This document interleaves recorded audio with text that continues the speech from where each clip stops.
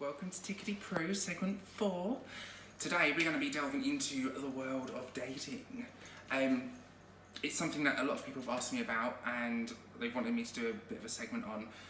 And it's kind of, I've got a bit of a love-hate relationship with it, in all honesty, which is kind of ironic really, considering we're talking about dating. Obviously this isn't, again, I'll say this isn't every single person in the LGBTQIA+ community's views and stances on it, but these are from my own opinions, my own experiences, yada yada yada. You know the drift. You get the drill. No, you know the drill. Oh, I don't even know. So, welcome. If there is any questions about this, or you want me to answer it in another video, just leave it down below in the comments or inbox me and I will do that for you.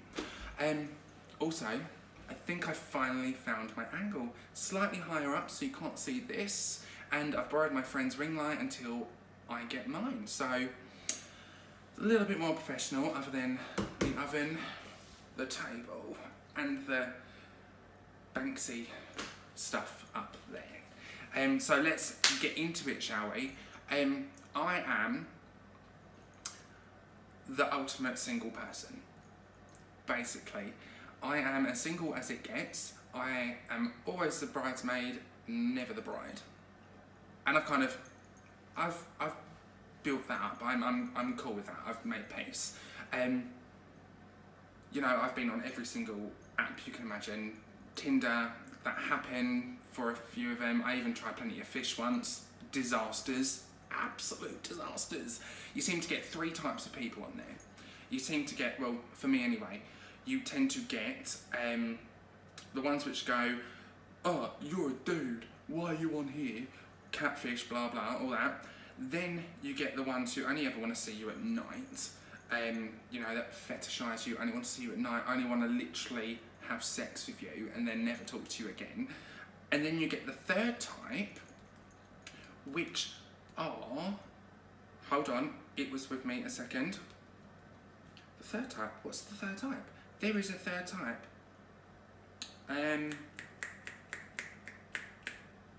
Oh, darn, it's gone. I'll come back to that. And then, bucket listers. They see me as somebody to tick off on their bucket list. I want to sleep with a trans. What does that even mean? A trans. By the sounds of it, because I'm an item, you can go purchase me at a shop. There you have it. So they're the 3 types I come across. The ones that slide in your DMs and whatever, and they've got a girlfriend or a wife, and then they try to, chat to you. So yeah, they're fun. They're always fun. Very risky.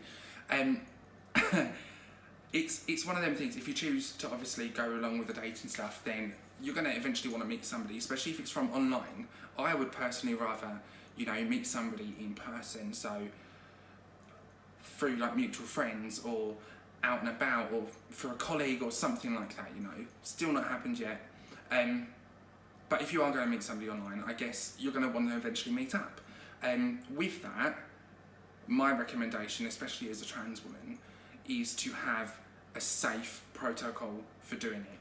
So mine tends to be, I will meet them in the daytime, in public, because you're going to be around a lot of different people at that point, so the statistics of something bad happening is not going to happen, or not as bad. Or, if you're going to do it at night, have a safe place to do that. I wouldn't say your own place, or theirs. In fact, I strongly advise against going to somebody's house for the first time of meeting them. Really, really would. Mine tends to be the Cliff pub. Because I know everybody in there and they're like a big family, they will be aware that I'm obviously meeting somebody for the first time, and they'll keep an eye. Same as, it can be anywhere that you feel safe. Any establishment or place, or, even if you go out to meet them for dinner, have a friend on standby, SOS, all that lark. I'm sure pretty much most of you do that, but that's just my little tips.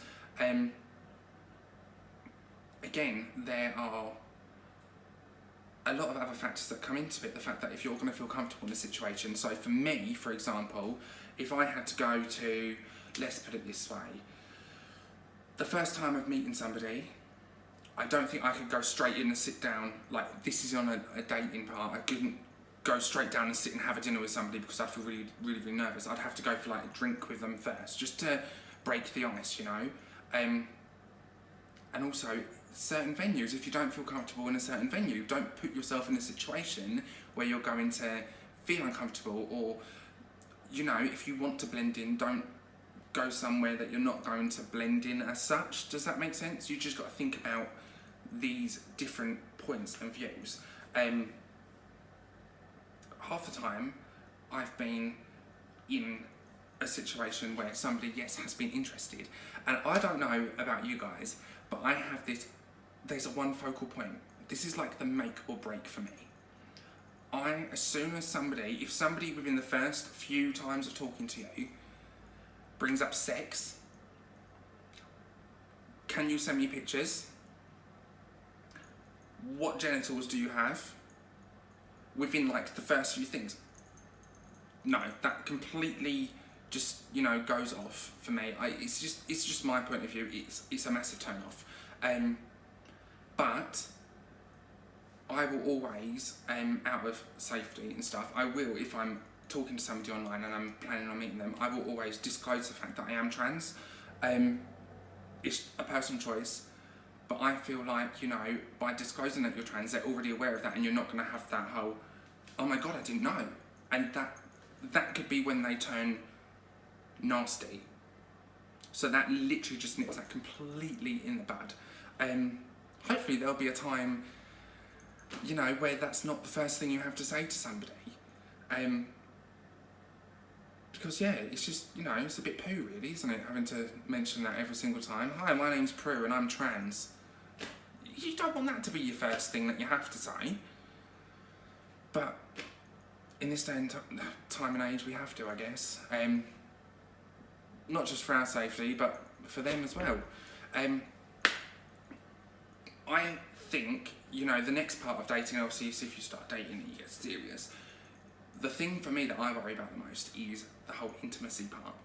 I think because I'm still not 100% comfortable with where I am yet, I'd feel really nervous, anxious, probably even a little bit sick with the thought of, oh my god, someone's staying around. You know, yeah, you may have been dating for somebody, but, you know, let's face it, at the beginning of every relationship, you know, if you're like me and wear makeup every day, when you see them, you're going to have your face done. You're going to have everything on that you want to wear. But then, the thing that goes through my head is, oh my god, they can't stay over. Because I don't look like this in the morning.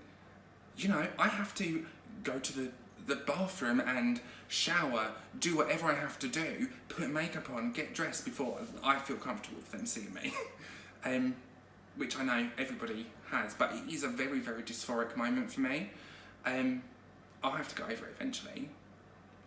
But it is something that I still struggle with. I also, there's other things, you always have little things in your mind, you know, everybody has like, what if they don't like this? What if they don't like that? My biggest concern is, what if, yeah, they like me, but they're so anxious about dating a trans person that it never happens, you know, which has happened. I have gone on a date with somebody and they've been like, yeah, but then when it comes to going in public, they're like, I don't think I can. Or they get really awkwardly weird around you when other people are there.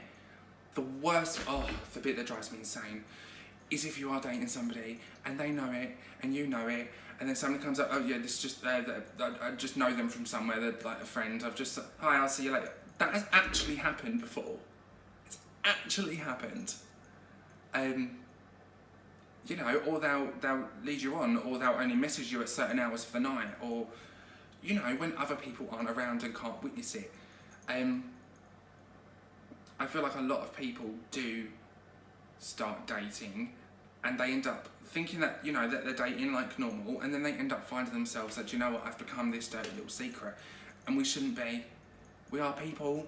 We all deserve to have love in our lives. So I think my message of this is, if somebody is going to treat you as a dirty little secret, No, you're not a dirty little secret. You should never be treated like one, and if someone is treating you like one, then you need to get rid of them, because that's not healthy. It's not normal, and you should not be treated like that, no matter who you are. That's kind of where I'm at the moment with it. Obviously, there's a few things that I've mentioned about like dysphoria and dysphoric things about the intimate sides of like dating and things like that. I can safely say I'm not somebody who hooks up a lot with people, so I'm going to have to do a bit more research when it comes into the whole sex side of it. But there will be a segment on that. I think I'll be getting, asking a few people to like send me questions, and I'll be asking questions to other people so I can do it justice, you know. So yeah, it would be nice to start dating somebody with, like, you know, who's just decent and nice and normal and doesn't see people as that. You know, we shall see. Until then, love ya.